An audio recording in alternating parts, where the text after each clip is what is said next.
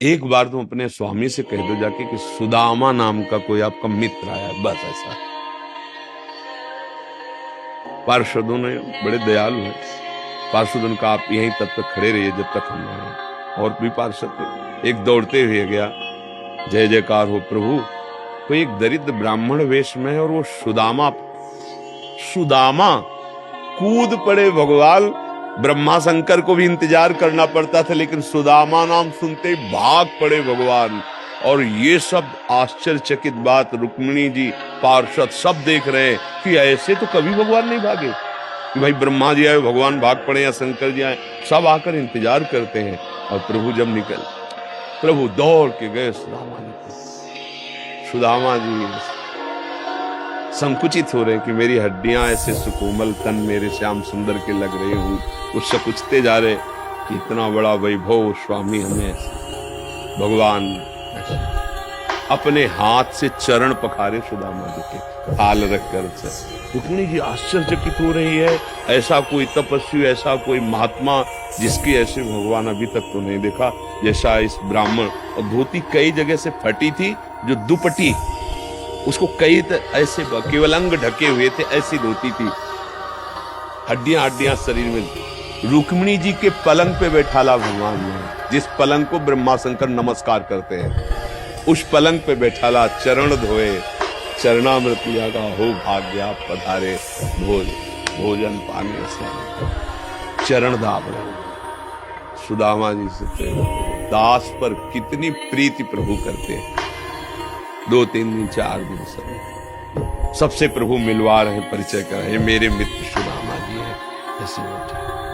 और सबके बीच में कहा कि ब्याह हो गया है, क्योंकि जब मित्र बने थे तब तो गुरुकुल में थे। सुदामा ने कहा पुत्र भी है, भाभी ने कुछ दिया भी होगा हमारे लिए। अब ये वैभव, वहां फटे कपड़े में तंदुल कैसे? बोले देखो पहले चूक की थी, गुरु माता ने चले दिए थे हमारे लिए, और फिर चूक कर रहे हो, कुछ दिया है? अब भगवान ने ऐसे हाथ पकड़ा, उनका उठाया, इतने स्वादिष्ट कीमती वस्तु तुम छुपाए रखे हो। खोला, उस फटे पुराने कपड़े में लपटे हुए तंदुल, रोमान छोड़ा। रुक्मिणी जी देख रहे कि ऐसी प्रसन्नता से तो 56 भोग भगवान नहीं पाते द्वारिकाधीश, जैसी इस गरीब ब्राह्मण के तंदुल पार है। दूसरी मुट्ठी ली, तीसरी में रुक्मिणी जी ने हाथ पर, प्रभु बस इतना काफी है कि नहीं। 2 मुट्ठी में 2 लोग का वैभव सुदामा को। प्रगट में 25 पैसे भी नहीं दिए, एक भी वस्तु नहीं। 3-4-5 दिन आनंद लिए, तो फिर सुदामा जी से कहा कि भगवान ऐसे चले। सुदामा जी ने सोचा कि प्रगट में तो कुछ दिया नहीं, हमें लगता विदा करने चल रहे तो कुछ अगर 2-4 असरफी भी होंगी तो खान पान व्यवस्था तो चली जाएगी। भगवान ने कहा जो अच्छे अच्छे कपड़े पहनाए थे, रास्ते में कोई उतार सकता है तो उतार दो, अपनी धोती पहन लो।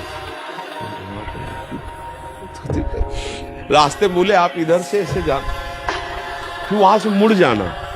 बोले हम तो आए थे तो रास्ता तो जानते ही, प्रभु चले जाए। और रास्ते में सोच रहे मेरे मित्र कितने कृपालु हैं, मुझे इसलिए नहीं दिया कि ये कहीं मेरा चिंतन छोड़कर धन का चिंतन न करें। हे श्री कृष्ण, सदैव आप जैसा ही मित्र मिले। सोचते सोचते आए तो देखा फिर वही द्वारिकापुरी। बोले मेरी बुद्धि मारी गई है कि वास्तविक यहाँ कोई रचना हो गई। यहाँ तो हमारी एक छोटी सी कुटिया थी, ऐसा देखा कि उनकी पत्नी जो है स्वर्ण थाल लिए दास दासियों से आरती उतारने। तो उनका तुम कौन हो? तो उनका आपकी दासी हूँ, आपकी पत्नी। ये सब बोले जिनके पास गए थे ना, उन्होंने सब अश्रुपुलकित हो गए कि वास्तविक तेरे दरबार की आली निराली शान ये देखी, सखावत खुद तेरी गलियों में चक्कर काटते देखा, फैलाया हाथ जिसने तेरे दरबार में आकर तुझे देते नहीं देखा, मगर झोली भरी देखी। ऐसे अगाध सिंधु भगवान का दासत्व भला हमको निष्फल कैसे हो जाए? हम जो राधा राधा जप रहे, हरि हरि, ये कभी निष्फल हो सकता है। पर धैर्यवान रहो, धैर्यवान रहो। समय से जब आएगा तो आप निहाल हो जाओगे। अश्रद्धा मत करो, और ऐसा भी मत सोचो कि भरण पोषण मैंने ऐसा नहीं, त्रिभुवन में कोई नहीं है, सब